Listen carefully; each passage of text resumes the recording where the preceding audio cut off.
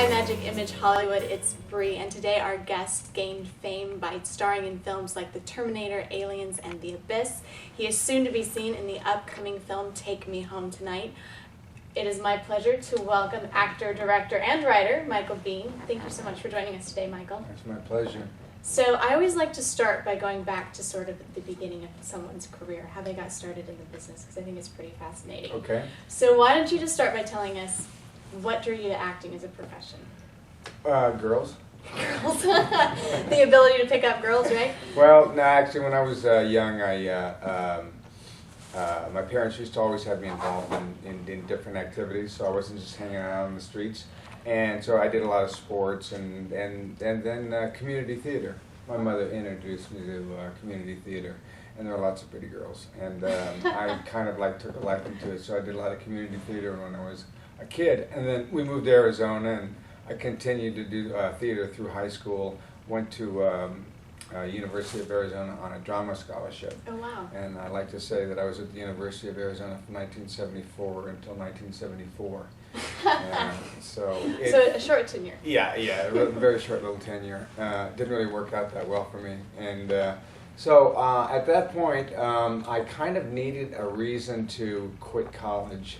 And I was there on a drama scholarship, but my dad is an attorney, was an attorney, my mother's a doctor, my brother was an attorney, and I didn't want to go back to Lake Havasu City, which is where we were living at the time, as the kid who failed and flunked out of college. So I basically made this decision, preemptive decision, that I was going to quit college because I wasn't getting enough acting experience, and I was going to move to Los Angeles to become an actor, and that's what I did. That's amazing. Well, I mean, gave me a reason for flunking out of college. It takes guts, to pack it all up and move in. Now, I think everybody knows you from certain roles, but I think actors also have a different idea of what their big break was in the industry. So what do you think was your first job, or what was the thing that made you the proudest, the quickest? Well, it's kind of hard to say. My career was not one that was, I started out, very early on doing print ads, okay. For like the May Company downtown Los Angeles. This is 35 years ago, where I would do ads, and they would come out like for May Company and these different department stores and things. And at that point, I was making $60 an hour, so I would go down there and maybe shoot 2 hours and make $120, which was like. That was pretty big time for me at the time. That was big, and I started out doing that, and then I did a little commercial here and there, and then I got my Screen Actors Guild card. I guess was kind of a big break on. I had one line in a movie called Logan's Run, and my career has always been kind of a very slow, progression. It wasn't like one break really got me. Jumped me ahead. Even when I did The Terminator, people think of The Terminator as being like this big hit, and it was a hit, I mean, it did well, but first of all, Arnold seemed to garner a lot of that attention. Right. But second of all, the year we made The Terminator, the year it came out, it made $40 million, and which was good because the budget was so low. But just to keep it in perspective, that same year, Karate Kid 2 made $90 million. So I mean, it was kind of a small hit. It wasn't this huge thing, And and I did Aliens, and it didn't make me a star, Right. And I didn't really want to be a star. I never really wanted to be a celebrity. I never. Did the, actually, I've never been on the cover of a magazine before. I've never, I didn't used to date actresses. I didn't go to the red carpets. I didn't do any of that kind of stuff. And I don't know, I've always felt really, really uncomfortable with a microphone in my face when I'm totally not prepared. I feel comfortable, sitting here talking to you, but the red carpet and, the suits and the designers and people, snapping pictures and so on and so forth. Do you think in some way that sort of distracts from the craft of acting and actually what it's all about, which is... No, because, really talented people are able to do that, mm-hmm. Angelina or Kate Winslet or, you know, Christian Bale or Jeffrey Rush. I mean, you just look at the recent Academy Awards, and they're all there. Right. But I've always felt so uncomfortable on that red carpet when people are saying, you know, like, Take Me Home Tonight, tomorrow night. It's the first big screening that I've been to since premiere that I've been to since Grindhouse. You know? Right, and that movie's coming out this week. So it's coming out on we'll Friday. be seeing you Yeah. very shortly. Yeah. Why don't you tell us a little bit about the movie? Take Me Home Tonight? Well, it's kind of a coming of age story about a kid who comes out of college, and he's got his college degree, and I play his father, and I'm a police officer, and I put him through college, and he goes to work, and he sees this cubicle, and he knows that he's going to spend the rest of his life in that little cubicle. And, you know, even though he's going to make $80,000 a year, it's like, well, I don't really want to do that. So as the movie opens up, he's working in a video store. And I'm saying basically to him, son, you've got to do something with your life. You can't work in a video store the rest of your life. They'll put you through college and so on and so forth. Right.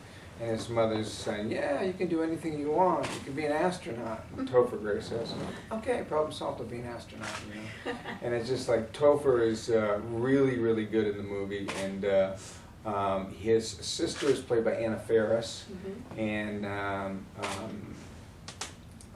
it's got a very, very attractive, youthful, and talented group of comedians. And it all takes place in the 80s, so I could kind of relate to that. But I play his father, and I'm kind of at the beginning of the movie telling him he's got to get his act together. And by the end of the movie, he does not have his act together at all. Or two-thirds of the way through, and he runs into me because I'm a police officer, and I ended up at the scene of a crime, and he's involved. But it's funny. It's fun. I think it looks hilarious. Yeah. Now, as a father of 4 sons, can you relate at all to?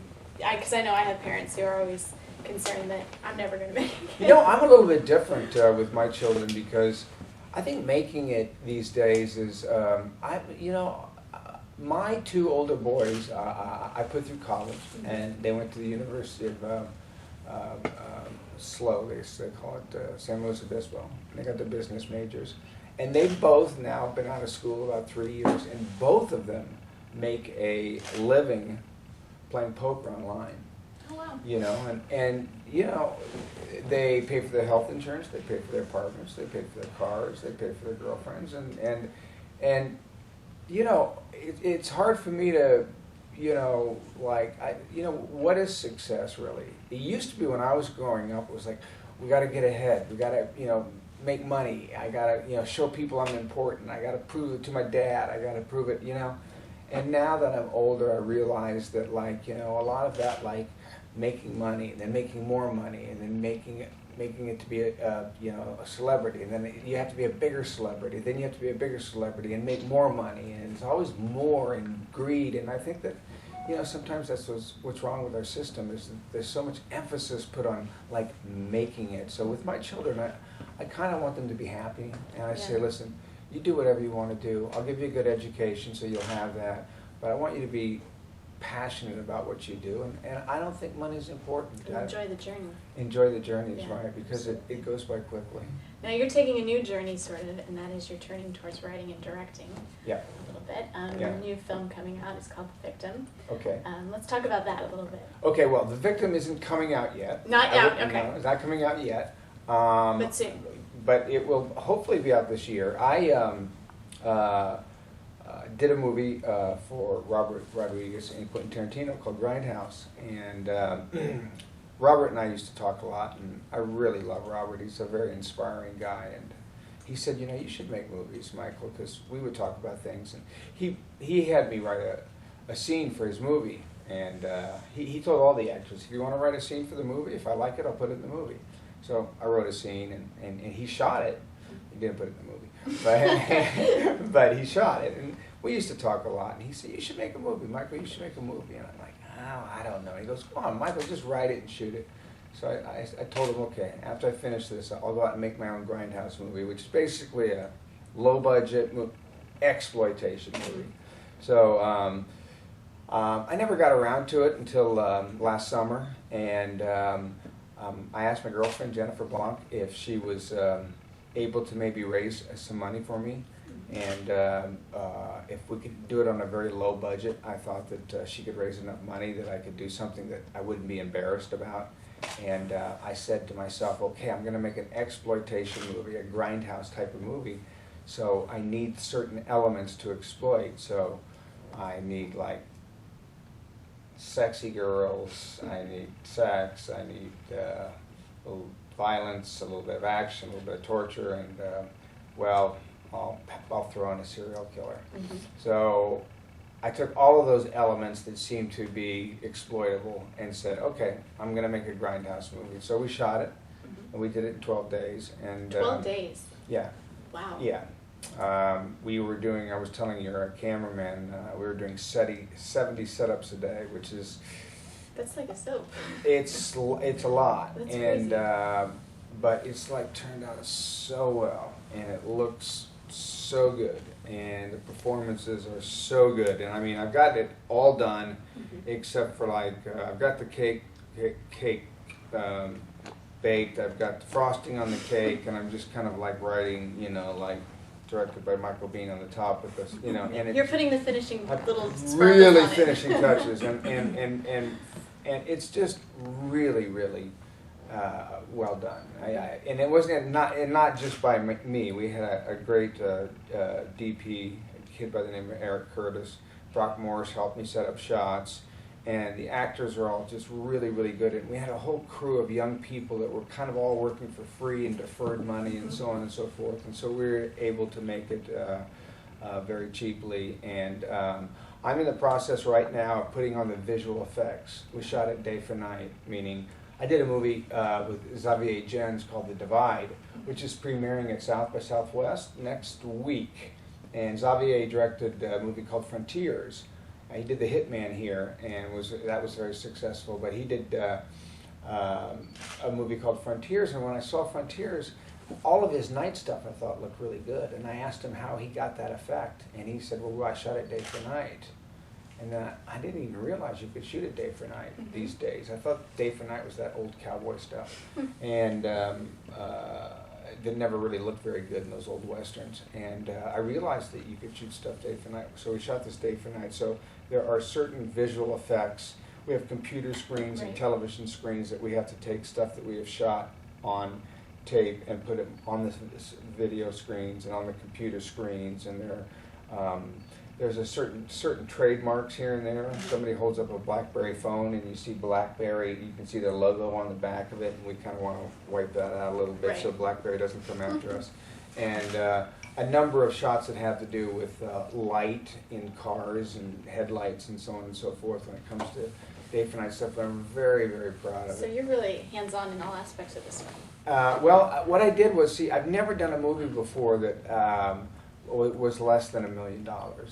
And I said to the guys that were making the movie that put up the money, I said, listen, I'll do the movie, and you guys can have, you know, half of the proceeds, and Jennifer and I'll keep half, and of the profit participation. But I have to be the person who makes all the decisions about everything, about like all the creative decisions about who we cast, what they're wearing, what the locations are, you know, what the words are, most of all, what the script is, and what the music is, how it's edited, all that sort of stuff. And then I made all the production decisions too, along with Jennifer and Lorna mostly. They made a lot of production decisions about, like, you know, how many days it was going to take to shoot, and when we would move from, okay, we got that shot, let's move on to the next shot. So I had to make all those decisions, and I have to make all the decisions about how we're going to sell the movie, who we're going to sell it to. And so, you know, it was a situation that, like, if you only have $2 and you have somebody else directing you and setting up stuff, you can look really bad. Right. Because you can be on really bad sets. You can have on, like, wardrobe that looks bad on you, and you can be working with really bad scripts and so on and so forth. So I said if I was going to do it, I had to make all the decisions, and so the whole movie is mine, and I take full responsibility for, like, every piece of the movie. And I think when I finish it, I was talking to my mother on the phone the other day, who was very interested in it, and I told her I think when I finish it, I'll be prouder of that feat of making a movie from beginning to end, because I've learned a lot about post and so on and so forth than anything that I've ever done before. Yeah. So you think then this will be something that you'll continue to do, maybe? Well, I don't know. I mean, I'll tell you, it's a lot easier to drive up onto a set and get out of your car and ask where my trailer is and what time lunch is and so on and so forth. It's a lot easier. I think I'll do it again. I think I'll do it again. I think I'm going to have the opportunity to do it again, because I'm going to be able to present this movie to people, financiers and other filmmakers and studios, and say, look, I did this for this amount of money. And so if I can do that, because it looks a lot more expensive than what we spent on it, if I can do that with this amount of money, then if you give me more, then I'll show you, more, and I can do more. So I liked it. It was very it was difficult, because I'm like a perfectionist, So instead of just going like, let the DP do his thing and let the makeup person do their thing, I mean, like, you're in there. and to this point, even like in post, I mean, I'm like, how does that sound when the floor squeaks? Is it like, does that sound that I want, or does it squeak like this, or does the punch sound like this, or does it sound like this? Right. And I mean, it's like, and I'm so so much of a perfectionist that it's kind of exhausting. So I've kind of got to learn, and I think at this point, I'll learn and say, okay, that one was completely me. This next one was me, but I delegated a lot of stuff. Yeah, and you directed your girlfriend in this. Yeah, I directed Jennifer, and Jennifer's great in it. And Jennifer actually is responsible for making the movie, because she found the money for it, and she actually found a script that was written by Reed Lackey that had the characters that we play in the movie. He created the characters, and he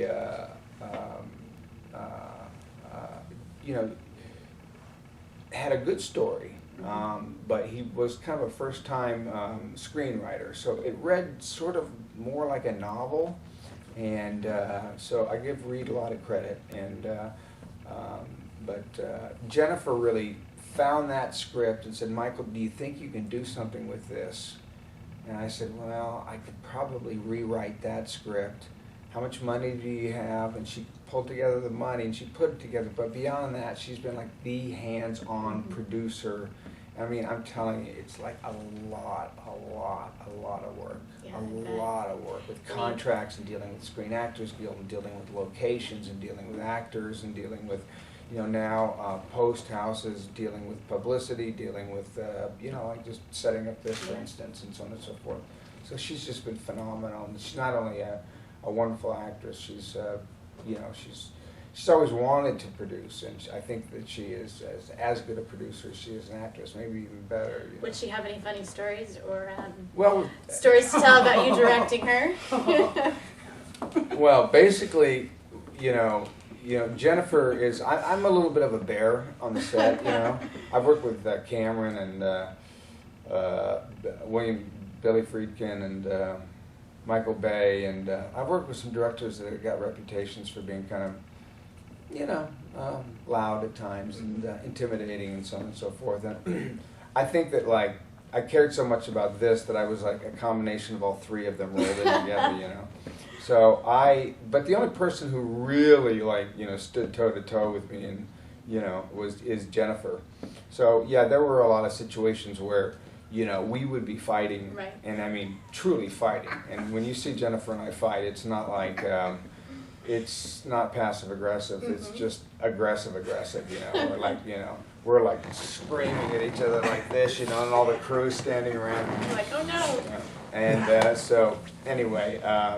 But we would do that, and then somehow it would be time for her close up, and she'd be all torn worked. up, and I, you know, tell her to go sit over there, you so and just shut your so and so mouth and just do this so and so scene, you know. And we'd roll cameras, and all of a sudden she'd be all flustered, and you know, and or half crying and half, you know. It's the character she plays is under a lot of stress and so on and so forth. So it worked pretty well. Yeah, I would imagine, because the story is pretty suspenseful. I mean, overall, a girl coming to a man in the woods. Well, what happens, is there's a couple of girls that are strippers, but they're good girls, you know. They just happen to be strippers. Good strippers. But you know, they're strippers. They're just people, and they're trying to make a living, and they're out partying with some cops, and something goes kind of sideways, you know, at that during that situation, and Jennifer's character feels like she needs to get away and run. So she runs through the woods and runs through the woods and runs through the woods, and she ends up at a cabin. Turns out she ends up at a cabin that's being occupied by me, this guy named Kyle Amato, and he has basically had trouble in society himself, and he's gone as far away as he can go to this cabin to kind of try to pull his life together. He's like reading, you know, Dalai Lama, he's like reading the Bible, he's meditating, he's listening to Thich Nhat Hanh, he's, you know, doing everything he can to try to get his life, because he wants to re-enter society without, like, he's been to jail before, he went to jail on assault charge. And what happens is like she, from where they were partying, which is, you know, a couple of miles away out in the woods, you know, at a park, ends up like finding him and showing up on his doorstep, screaming and crying that she's upset and something's happened to her friend, and she's very, very upset. And I'm like, well, I don't want anything to do with this type of thing. And she finally kind of tells me this story, and I'm like, I can't help you, man. I'm already in trouble with the police. And then all of a sudden, the cops show up at my house, and I tell her to hide. And the cops show up at my house, and they start questioning me and ask to come in. And I'm saying, well, what do you want? And they're saying, well, we're looking for her. And I said, she's not here. Well, we know she's not here, but do you mind if I step? And I said, she's not here. You know, like, so there's kind of this standoff. And at that moment, I make this decision to protect her. And from that moment on, the movie becomes like about like these cops, you know, trying to get her because she was a witness to something, and they have to go through me to do it. And I get the upper hand on them, and then they get the upper hand on me, and then I get the upper hand on them. And in the background of this story, it all takes place up in an area called Flagstaff in Arizona. In the background of this story, there is women that have gone missing over the last 6 months, like one Flagstaff or two, and one that's just been identified as being strangled in Flagstaff. A couple of girls have been missing in Page, Arizona, which is close to Flagstaff. And our story takes place in Williams, which is right outside of Flagstaff too. And there's a missing girl now from that area. So there's kind of this serial killer vibe that goes on, which is a backdrop to our story, which is more about the story that I told you about. But it's got kind of an interesting end, and you can't really tell while you're watching the movie, like, who the good guys are, who the bad guys are, who the victim is, who the victim isn't, you know. And it's pretty much horror. No, it's thriller. Not. It's thriller. not. Yeah, a little suspenseful. Yeah, it's a thriller. It's suspense and a thriller, and we're on a lot of horror pages. It's not a horror movie. There's nothing. It's scary, but you know, it's scary because you know you're scared for the characters. Okay. There's no like you know, blood and guts. There's none of the Saw, Hostel, none of that kind of stuff. There's like one shot, you know, which is, you know, towards the end of the movie, which is a little gruesome, but none of that. So it's not a horror movie at all. And it's not an action movie because we didn't have time. We were hoping if we do a sequel, there'll be some more action to it. It's a psychological kind of drama, but it is very suspenseful, and it's a thriller, and it's a mystery because you don't know what's going on when you're watching it. But it goes by pretty quickly. We've got a real good composer who has worked a lot with Jim Cameron. And we have a really good sound house, and I'm really looking forward to the mix of it. We described it as a grindhouse movie, and we wanted people to notice us. Our poster is a picture of me, and I'm standing, and I have like this axe, you know, and then the two girls are standing behind me, and Jennifer's one, and Daniel Harris, who's like pretty well known in the horror genre, behind me, and our line for the movie is like, even bad girls need protection, you know? So we're not really taking ourselves that seriously. Right. The movie opens up on this Steadicam shot going through the woods with all this scary music, you know, and I put up on the screen like, not based on true events, you know. So there's no true serial killer. Well, it seems like every movie I ever see these days is based on true events. So I just wanted everybody to know this was not based on true events, you know. And I kind of wanted the audience to know that they could have fun with it. We're having fun with it. We're not taking it like very seriously. It's an exploitation movie. It was made in 12 days, you know, and it's fun. Well, I'm sure we could talk to you all day about everything, but let's end by just talking about where you'd still like to go, what you'd still like to do in your profession, or what you'd like your legacy to be. Well, I like to retire. You'd like to retire? We don't want that. We want to see you forever. No, I would like to, legacy. I don't know, man. That's really a big word. You know, I'd like to stay busy. You know, if I could. These last couple of years have been. Actually, they've been pretty good for me because, again, I have this movie coming out called The Divide, and that's right. Being premiered at South by Southwest, and that's a really, really good movie, and it's got some really, really great performances in it. Milo Ventimiglia, who starred in Heroes, is just in it, and he is just like superb in it, and Lauren German is kind of the star of it, and she's really good, and then some old friends of mine from years back, Roseanne Arquette is in it, who's just a brilliant actress, and Courtney B. Vance, who does all this Law and Orders and stuff, and it's really, really good shot, and it's psychological drama, and it's really dark and deep, and it's scary, and it's a little violent at times, kind of really violent at times, but it's like Taxi Driver. It kind of sets this mood. And there's not like violence throughout it, like Hostel or Saw or anything like that. But when the violence happens, it happens quick and it happens fast. And then there's this like tone of like, it's a very, very well directed movie, and it's beautifully shot. So you have these beautiful images of this ugliness that takes place. The story is about 7 people that are underneath in a bomb shelter, and they can't leave because of the radiation. The food starts running out, water starts running low, and it's sort of a Lord of the Flies type things. People start fighting, and sexual stuff goes on, and it's it's dark. But I would like to continue to work as an actor, and get a chance to work with people like that I would love to work with, like so many people like Sean Penn or Philip Seymour Hoffman or Clint Eastwood, or I'd like to work with Jim Cameron again. I'd love to work for Robert Rodriguez again. I'd love to work for Quentin. I'd love to, there's a lot of directors out there that I'd love to work with, and I don't think I'll really ever retire.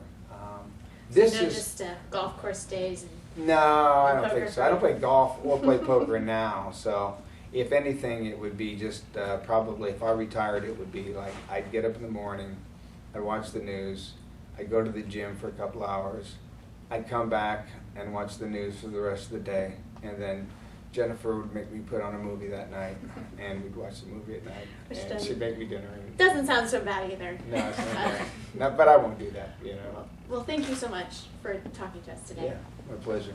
Pleasure.